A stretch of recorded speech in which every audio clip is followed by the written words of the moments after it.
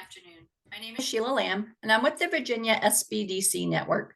For those of you that are not familiar with our organization, the Virginia Small Business Development Center is a partnership program between the U.S. Small Business Administration, George Mason University, and local host institutions throughout Virginia.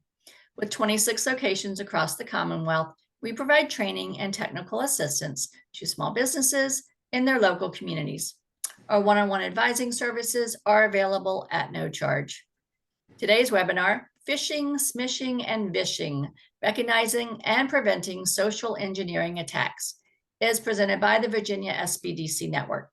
Please join us for our next cybersecurity webinar, Simple Cyber Habits for Solo Businesses, happening on July 10th at 12:30 p.m. And I'll drop that registration link into the chat momentarily. We are recording today's presentation, and it will be posted on our website, virginiasbdc.org. Due to the large number of expected participants, everyone's microphone is muted and the chat feature is turned off.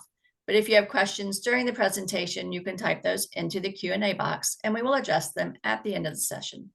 We have also enabled the live transcript function, which you can show or hide via your own meeting controls. And now it is my pleasure to introduce our presenter for today's session, Kiana Gainey. Kiana is a 20-plus year IT and cybersecurity industry veteran and has served as Chief Executive Officer for SecureTech 360, located in Springfield, Virginia, since its inception in 2010. She is also the Cyber Industry Specialist for the Virginia SBDC. Welcome, Kiana. Thank you, Sheila, and welcome to everyone. Let's just jump right in. Today, we'll be talking about a topic that I'm sure everyone has experienced at some point dealing with social engineering attacks. You're seeing the phishing, the smishing, and the vishing. You may say, what does all that mean? So today, we'll try to unlock some of that and then also discuss some ways that you can prevent this from happening, first, both personally and with your business as well. Next slide. So we'll talk a little bit about social engineering. We'll talk about the different types of attacks. We'll end with some prevention and protection tips, and then we'll take questions at the end. Next slide. So a little bit about myself. As Sheila mentioned earlier, I've been in the industry about 20 plus years, and this is before social engineering was even a thing. And now as technology has advanced and we have all different types of access, mobile devices, social media, and even some of us that have our own physical spaces. That's also another form of social engineering, or even, before we just had the telephone. But you're starting to see a rise of that because a lot of times it's not necessarily what you're doing on the inside, it's people that's trying to penetrate your organization for different reasons. So today our goal is to be able to give you some tips and also some ways to be some preventive measures that you can put in place to ensure that your team or yourself, if you're just a solo entrepreneur, is ready to be able to take social engineering on. Next slide. So the reality of it is that cyber attacks are near, they're here, and it's regardless of your size, we're all at risk. We've seen a lot of different things in the news over the last couple of years where you're starting to see more cyber attacks. But usually for small businesses, we sometimes feel like, oh, we're not, impacted by this because of our size. We don't really have anything worth stealing. It could be you're processing credit cards and the hackers are looking for credit card information. They're looking for personal information. It could be maybe some of the data that you're using in your organization. And the reality is that a lot of the attacks are very targeted. And these companies are using very sophisticated tools and techniques to try to steal specific data for certain types of companies. They don't discriminate. They're looking for vulnerable computer systems. They're looking for vulnerabilities within your infrastructure, and they're looking for ways to penetrate, regardless if you're a Fortune 500 company, a small business, or even a home user. Next slide. So why do you think small businesses are targets? And one couple of ways that we can recognize emerging threats. One, they look for targets that have limited resources. And most small businesses, we usually have, I like to use the word not limited. We have resources that are very specific to what our needs are. Sometimes we don't take advantage of training, and that can be from, initial training, reoccurring training, making sure that our employees or even ourselves are up to date on a lot of the emerging risks and threats that are out there. And then we also have this trusting culture. I'll give you a little information about, I used to do some penetration testing, and one of the exercises was to see, using social engineering tactics, if we could get people to give us information. And 80% of the time, you would find folks that, would understand that if they gave out certain information, that they could be, putting their organization at risk. But then you always have like that 20% where they're trusting you. If you're saying that you are like a vendor that worked for, or something that their company is using, they would give you the information. And sometimes you'll have ones that will be like, well, let me call you back, or let me make sure, let me transfer you to my manager. And so those type of exercises really uncovered ways that organizations that's probably spent thousands of dollars on training could also see in real time where they will need to probably enhance their training, or maybe start having the conversation that there's a factor where you trust, but you need to verify. So not just having, it's great to have a trusting culture, but you want to make sure that you're verifying any information that you're giving out about your small business. Again, I'm looking for certain red flags, any unsolicited communication. I cannot stress this enough. Even I have a lot of seniors that are around me. I love my seniors. And they're usually the target because a lot of times they will use urgency and threats, and they'll do things that are very familiar to them, and they'll be unsolicited. My godmother actually called me a few weeks ago, and someone was trying to get her banking information. And first they sent her an email. And, when she got the email, she thought, okay, I didn't really, I wasn't looking for any information from Chase. I don't know why Chase would be following up on an email. And then they went another step further and they sent her a text message. She looked at the text message, but she was like, I'm not sure about that as well. And then they went as far as even trying to call her on the phone and saying that she needed to transfer this a certain amount of information, a certain amount of money to this another account in order to keep her account open. So immediately, because we've had conversations about Chase would never call you to give you to have you send money to another account. Two, they would never send you an email. And once we looked at the email, we saw just little clues there where the email address was very close, but had a couple of words out. There was some misspelled words. And then there was that urgency. It needed to be done right now. And so that was just an example of, even though, she's a senior and we've had these conversations, she's been a victim of identity theft before. And so now, because it's happened to her in real time, she's very cautious about giving our information. Again, a lot of times they'll use common tactics like impersonating. Again, we'll talk about the sense of urgency. Do it now. It has to be done right now. Next slide. So what is social engineering? Great question. By definition, it's about manipulating people into divulging confidential information. What type of methods are very popular? Email, that's what we call phishing. So those phishing emails that come into your inbox that are sometimes they're saying, hey, this is a charity that's looking for a certain amount of money. Or it could be one thing that's very popular right now. And if you have Microsoft, where Microsoft needs to renew your subscription right now, and you need to click this button. But when you look at the body of the email, again, there's clues there where it can look very close, but then the email address is not completely says from Microsoft. And you look at the body, it says something from like Gmail, and then there's like misspelled words. Another method is the smishing, which is the text messaging. One that I've noticed that's very popular right now is from UPS, where it's saying you have a delivery and you need to click this right now to get your delivery. And then when you look at it, you're like, one, I'm not expecting a package. Two, UPS sent me a random text message that didn't have a lot of information about my package. It didn't have a tracking number. It didn't have things that would normally be if it was something official. Those are very popular right now too. And then the phone, which is Vishing, where you'll have someone usually call you. I've had one that call and say, "Hi, may I speak to Kiana?" And I'm like, Max, who's calling? Oh, yeah, I'm calling on behalf of an organization that maybe I do business with. And we're looking to see if you wanted to upgrade your service. I'm like, okay, upgrade my service to what? Oh, to the next plan. But we'll need a credit card. We need your credit card information right now to be able to process the request. Immediately, I'm like, okay, you need my credit card for a service that I didn't request, that I didn't need. You only had my name. You had a couple of things that were, very close that identified me as Kiana.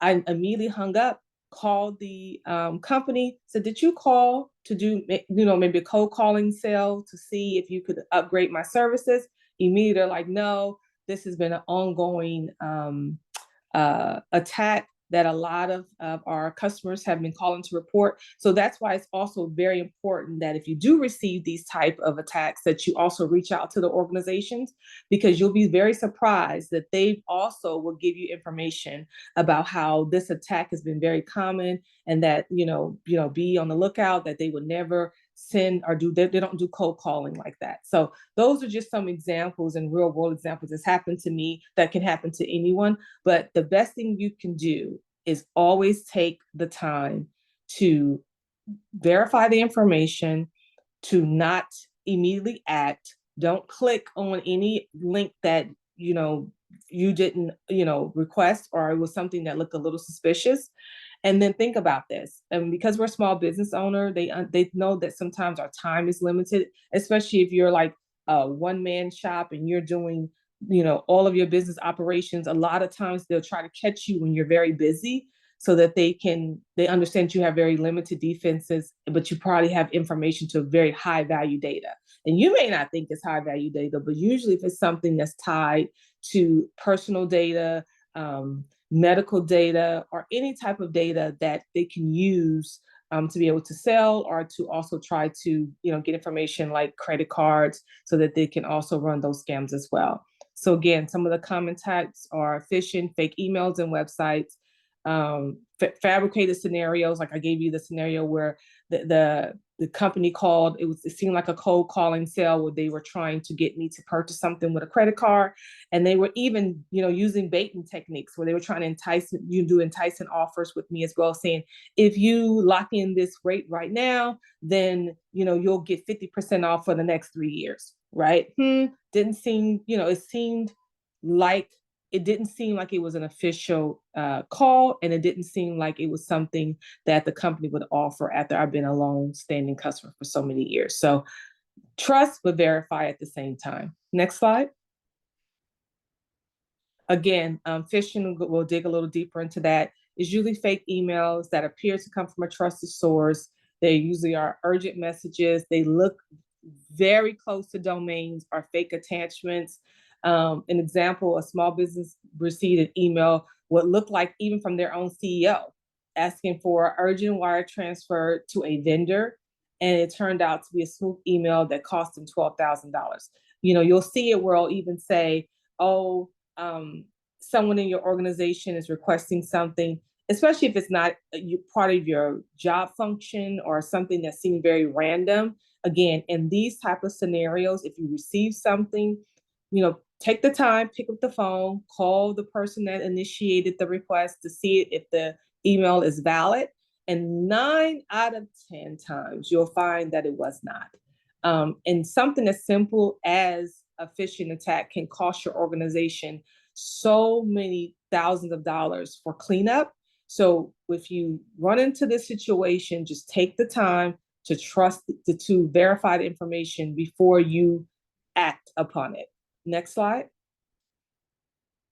Smishing. Again, we talked about that. It's text messaging. It's designed to steal your credentials, or also sometimes to install malware. I've talked about the time that happened to me with a shipping update. Sometimes it's fake promotions. And also it can be, account verifications. I'll say, click here right now to verify your account. And once you click, sometimes they're either stealing your credentials that's on your device, or they're installing malware to be in the background. So and later on, they can try to attempt to get information when you're using that same device to try to access something that has a username or password. An example, employee clicks on a text claiming it to be from UPS, happened to me, asking you to verify delivery info. The link is led to a spoof login page of a compromised business email, Gmail account. So now they have your information, they're selling that information, they're using it for all different types of nefarious activities. And this is another example that, you know, if you receive something like this as well, it's 9 out of 10 is usually going to be some type of fraudulent activity. Do not click on the links that's attached to the text. Next slide. Vishing, again, we talked about this a little bit as well. That happened to my godmother. It was a phone call impersonating a trusted organization. Sometimes they'll have spoof caller ID. They'll have these pressure tactics.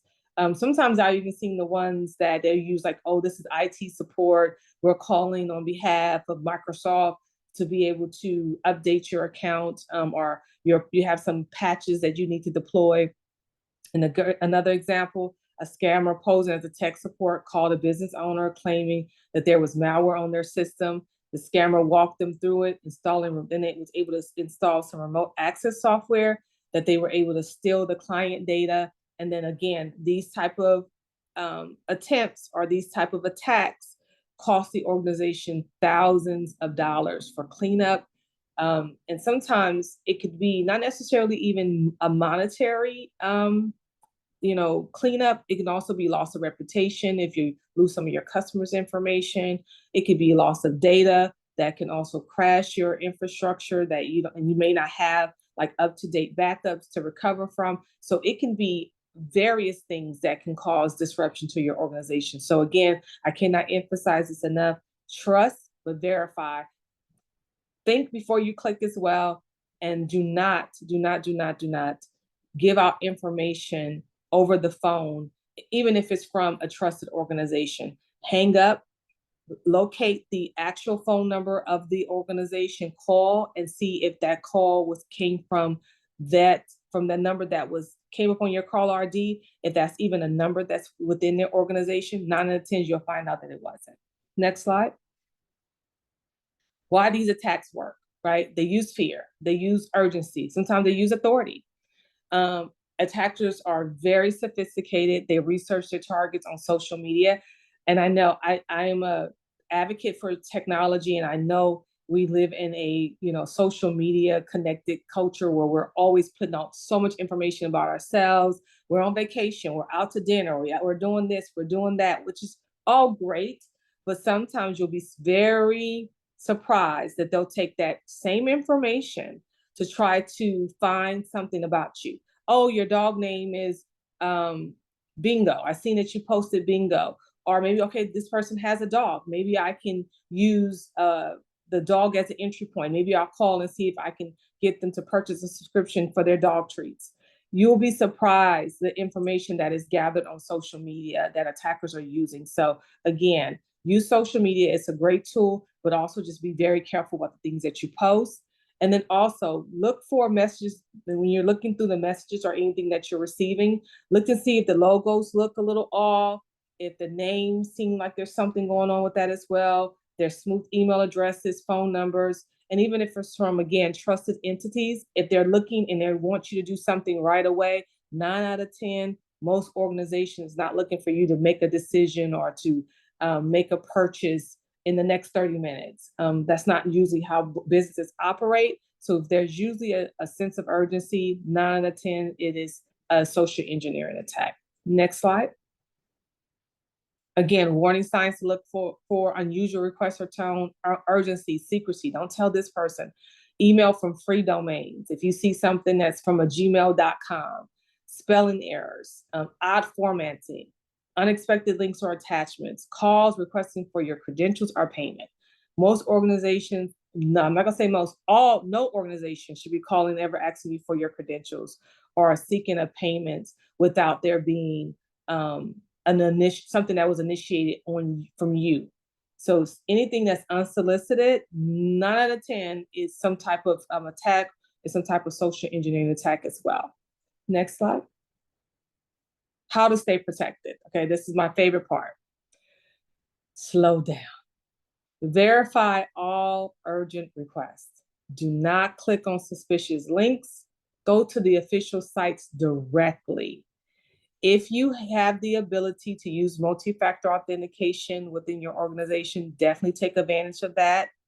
Train your employees regularly. Now, this is my number one. If I had to say number one, outside of slowing down, number one, if you have employees, it's very important for them to be trained properly on what to do in the event that something happens, what to do if something does happen and they need to report it, who to report it to, what would be what would be your remediation actions if something does happen. Making sure you have a written policy or procedures that outline what to do, the who, what, when, and how is very important. And then also, if you receive phishing texts, there is a 7726 that you can email your phishing attacks as a reporting to, so that even that those people that everyone that's receiving it, these organizations are there to help. They're here to block the phishing attacks as well. And they're also for you another way that you can put them as spam so that you don't keep receiving them as well. Next slide. Again, employee training, regular awareness programs. I like the simulated phishing exercises. Those are great, that even for your organization. And it doesn't even have to be anything sophisticated. It could be something that you designate as additional duty for someone in your organization that maybe quarterly will, ensure our employees that are, trained, but then also will run through exercises to kind of, get a feel for what to do in the event that something happens. Again, the verification process is very crucial as well. Always verify the identity before sharing information. Again, make sure that you have very clear guidelines on how to handle data, who to communicate it with, the communication on what to do in the event something happens, making sure you have a policy in your organization that supports this as well, and then keeping that updated in the event that something happens and when you do training on a regular basis, making sure that you're staying abreast of all the risks that are associated with your organization or your business is very important too, as well, and making sure that's a part of your security policies. Next slide. In conclusion, there's a couple things you can do. Again, multi-factor authentication is a great tool as well. If you have systems that need to be patched, updating them on a regular basis, keeping a system on doing that is really great as well. Set up internal policies for verifying requests that come in. Also, limiting access to financial accounts and system accounts that are very sensitive in nature to the folks that need to that particular function to do their job. So having like least privilege, not everyone has access to everything. If you work in accounting, you should probably only have access to information that is relevant to your role as an accountant. If you're in HR, you should only have access to systems or accounts that are very specific to your role. And then using tools like spam filters, antivirus, endpoint detection is very crucial as well. If you have it in your organization already, making sure that you're updating those as well. Make sure you're keeping your antivirus signatures up to date, your endpoint detection updates as well. If you have spam filters, even in your email, turn those on. Even on your phone, turn those on as well. And then again, staying informed, because cybersecurity is definitely a team sport. It's not a one person, even if you are the CEO, even if you are a one person band shop, making sure that you stay informed about the different risks that are associated, because I'm sure you went into business to grow. So having cybersecurity and how these different protection mechanisms in place, even as a part of your business plan, is very crucial to the survival of your business, and also making sure that your organization is prepared in the event that something happens. Next slide. So I know I went through that fairly quickly. So any questions? We do not currently have any questions. So I'm going to ask everyone out there, if anything popped into your mind that you would like Kiana to elaborate on, or just any questions that you have, go ahead and ask her. We've got 30 minutes for her to share all her knowledge and wealth of information with us. So please, ask a question if you have it. And I'd just like to even piggyback on, I know that social engineering, I know we talked about some of the things like the phishing, which is email, the smishing, which is texting, the vishing, which is phone. But another one that is also very popular is if you have a physical location, you will be very surprised how people will try to find ways to penetrate your organization by simply trying to, get into your building without access. Like we have a lot of, especially places where they have buildings that have security. If you have like a security guard at your front desk, I always do when I do my social engineering exercises. One of the other things that I do is that I'll walk into a building, and if there's a signage that says, please show your ID or sign in, I'll see if the person at the front desk, one, did they take my ID? Two, did they, they require me to sign in? And then I'll even look at the sign-in sheet to see if they watch people sign in, that they put the time in, that they, once they were in, that they have them sign out. Is also very crucial as well, because you want to know who's coming in and out of your building, and you want to make sure that if that's a policy that you set for your organization, that is something that's in place as well, because people will use some of the most simple things that we don't pay attention to. I've even seen some organizations where they were having issues with people dumpster diving because they were looking for information. Because what do people do? We write down our usernames, sometimes our passwords, and we'll just throw them in the trash. Or we'll just take information that we probably printed out. Maybe we had like a massive briefing or a training, and then at the end of the training, we just, take the books and throw them out. You'll be surprised that sometimes they'll take that same information just to see what's being presented at your organization, to see, who was in attendance of that training, so they can get the names and the email addresses. Or if you have things like a username and password, okay, so now I got half of the picture. So now let me see if I can use one of these other techniques to get the other information as well. So physical security is also very important when you're dealing with social engineering, because it's an aspect of it as well. And it can also be, I've seen some organizations where it was maybe a disgruntled employee that was fired. And then, usually when people are let go from organizations, if I'm used to seeing that person every day come in, I'm not necessarily going to ask them for their badge, and they were able to get right back into the building because it was somebody that you were familiar with.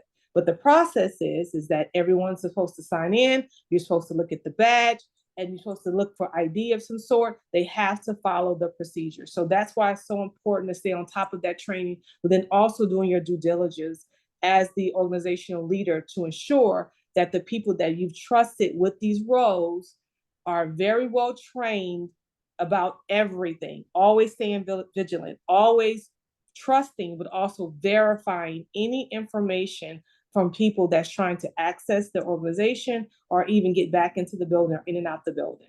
Even if it's your friendly UPS guy that you see every day, you never know, what's going on and with people, and and where their mindsets are for that day. So treat every experience as it's a new experience. That's always one of the things that I preach when I go into organizations. That was some great extra information there. I'm going to go ahead and switch over to the links and resources page. We still don't have any questions, but I thought maybe if you want to elaborate on some of these, and as a reminder, everyone is going to get a copy of these slides, so you'll have all these links. Yes. But yes. we've got time. If Kiana, if you want to touch on any of these, that would be great. Yes, this is great. So so again, if you attended this briefing and you're saying, okay, wow, this is a lot of information, I want to put together a training program for my organization, but I don't know where to get started. Some of these links will definitely be very crucial to helping you put together those trainings for your organization. CISA is an amazing organization. Outside of it having links for training and resources, it also is my go-to for being able to see risks that are in real time for the entire infrastructure that covers so many different industries. So it puts out, one of the other things that you can do is I signed up to receive latest updates from these organizations as well. So I'll get maybe sometimes a weekly email that shows different trainings that are available, some resources, some additional risks that are, being associated with certain organizations or even certain industries. Great resource for that.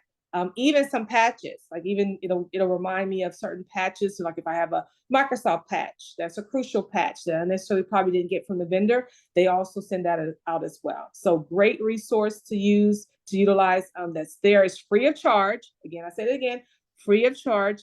It's there. It's for you to use. You definitely, if you use it, you will definitely see the benefits of it as well. The SBA also has some great information as well. Some directly talking about social engineering, but also just in general. If you're saying to yourself, I heard her mention something about security policies. I don't even know where to get started. This is a great organization that has some great policies and things that or templates that you can use, and also to help you put together some of this as well. Stay Safe Online is also a great resource as well. They also have cute little, I like cartoons that can also be very easy to understand. If you're just saying, okay, cyber is not my thing, outside of me, putting a password on my email, that's about as far as I go. This organization does a really great job of making it so that anyone can understand it. So it's a great resource as well. Again, if you experience a phishing email, this is also a great email address that you can send and report it. The reporting is so important because the reporting also helps organizations that are on the other side that's trying to protect the infrastructure as a whole to be able to find ways to slow it down, to combat it, to even also go after some of these threat actors as well. Again, the Smishing text scams, you can forward it to that spam as well. Some of the phone scams and Vishing, you can also report to the ftc.gov. If you have complaints as well, the FCC is there as well that you can submit a complaint in the event that you fall victim to one of these threat actors. All of these resources are great. And then I'll give us a shameless plug as well. Our website also has a wealth of information, even from our past webinars, and then also future webinars that you want to sign up for as well. And again, this is our contact information and our website. So please take advantage. And I hope that you learned something today and that you will just use some of these tools and techniques to in your personal and in your business life, because social engineering can happen personally, and it also can happen with your own small business as well. Thank you for sharing the ways to report, because I do try to report things. I know, just with the SBDC and George Mason University, we work with our IT department and to report anything that's suspicious. I have a question. No other questions have come in, but I have a question. Yes. So I'm an iPhone user, and when I get a text that is clearly spam, I report it as so, but I just do it by the iPhone. When you click on it, you can block it and report it. Is that just as good as using that spam text, or is it better to just forward it to that spam text number?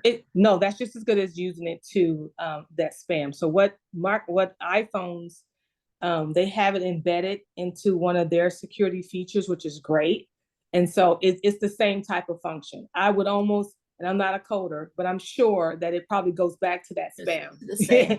Probably so. Okay. So they added that feature on as an additional security feature for their phone, which is great, because they also, you'll be surprised, the iPads, the laptops now, some of the desktops all have embedded security features that's there that give us a level of protection. So sometimes you don't have to go out and buy third-party devices or third-party applications.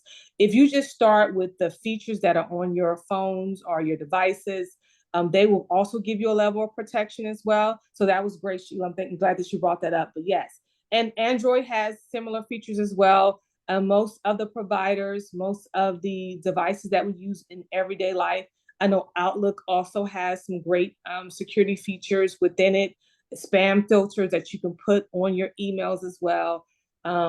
even outbound, inbound, and it gives you a level of protection. Now, just like with anything, you know, the hackers can use a lot of sophisticated tools to try to circumvent some of that stuff. But even as a routine for myself, on a quarterly basis, I go back and I look at all of my security features just to see if something like maybe malware was attached to my computer. I'll look at all of my applications. If there's anything in my application list that I didn't personally download, I delete. If there's anything that's on my iPhone, I have an iPhone as well. If there's things on there that look different that I didn't necessarily, you know, put on my device, I delete as well. So also doing those type of things as well is no cost outside of you just putting like a reminder in your phone and doing a quarterly basis. Those are things that you can do even if you're a one-person shop. Those are type of things you can do as an education or a simulation exercise with your employees, just to ensure that they're keeping cybersecurity and keeping vigilant about these, you know, threat actors that are emerging every single day. Well, we've had no other questions, just mine. Okay, that was a good one. That was a good one. I will go ahead and wrap us up. Kiana, thank you as always for all your information and your expertise on this subject. I want to thank everyone else who joined us today and remind you that you will receive an email with a link to the recording and to the slides. If you would like to sign up for upcoming webinars or access recorded webinars, please visit virginiasbdc.org/training. This webinar and other SBDC resources are designed to be used in collaboration with your local SBDC advisors. You can sign up for a free and confidential session by emailing help@virginiasbdc.org or via our website. And we do hope to see you all at our next session. Take care, everyone. Thank you. Have a great day, everyone. You too. Bye-bye.